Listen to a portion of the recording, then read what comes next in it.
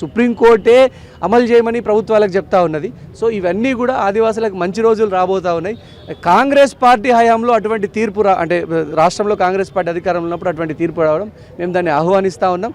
ఆదివాసీలలో కూడా ఏబిసిడి వర్గీకరణ జరిగి అందులో నిరుపేదలందరూ కూడా మంచిగా డెవలప్ అయ్యి ఉద్యోగాలు సాధించి ప్రజలకు మరింత సేవ చేయాల ఆదివాసీలు కూడా వాళ్ళ జీవితాలలో మార్పు తీసుకురావాలని కూడా మా కోరిక.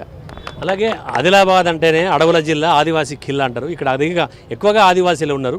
మరి ఆదివాసీల గిరిజన గ్రామాల్లో, గూడెల్లో ఆదివాసీల్లో చైతన్యం తీసుకురావడం కోసం ఎలాంటి కార్యక్రమాలు చేస్తారు?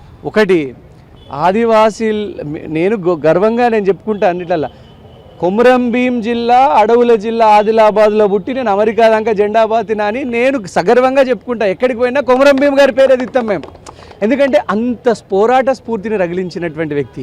సో ఆదివాసీలు సాధారణంగా పోరాట యోధులే, ఎందుకంటే పేదరికం మీద వాళ్ళు